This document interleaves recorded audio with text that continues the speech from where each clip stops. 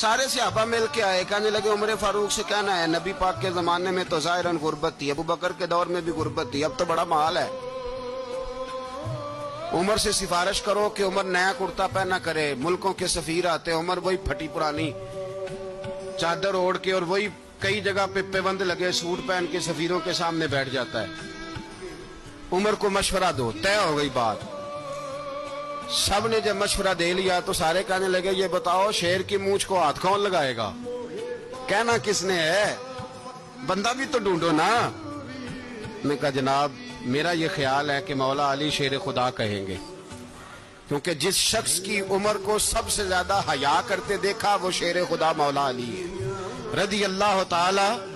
علی کہیں گے اس لیے کہ جناب علی تو کئی دفعہ جب گفتگو کرتے تھے تو حضرت عمر چپ کر جاتے تھے اور فرماتے تھے علی نہ ہوتا تو میں ہلاک ہو جاتا۔ تو کہا علی سے کہو۔ جناب علی شیر خدا کو بلایا، کس کام کے لیے؟ جی اللہ اکبر۔ یہ ذرا آپ نے اس دور پہ اس بات کو ذرا کہا جناب ان سے کہیں کہ زیادہ نہیں، ایک کرتا نیا پہن لے، سفیر آتے ہیں وزیر آتے ہیں تو ایک کرتا نیا پہن لے۔ حضرت علی کو بلایا، فرمانے لگے کوئی اور بات ہوتی تو میں کہہ دیتا، یہ والی میں نہیں کہہ سکتا، کوئی اور ہوتی تو میں عمر کو کئی دفعہ کہہ دیتا ہوں، جلال میں بھی تو سن، یہ والی میں نہیں کہہ سکتا، میں تمہیں ایک مشورہ دیتا ہوں۔ کہ وہ کیا؟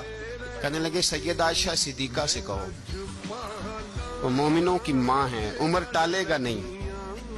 اماں جی سے جا کے کہا اماں جی نیا کرتا عمر سے کہیں پہن لیں، وزیر آتے ہیں بڑے بڑے لوگ تو چلو کوئی عرض نہیں۔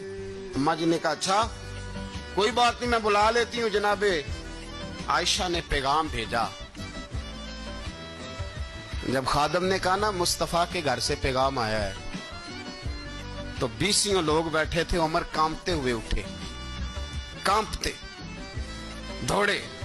حضرت عائشہ پردے میں تھی تو فرماتی ہیں عمر اتحیات کی حالت میں بیٹھ گئے۔ کہا اماں جی دیر تو نہیں ہو گئی مجھے آنے میں؟ کہا نہیں ٹائم پہ آ گئے ہو، کس لیے بلایا تھا؟ کہا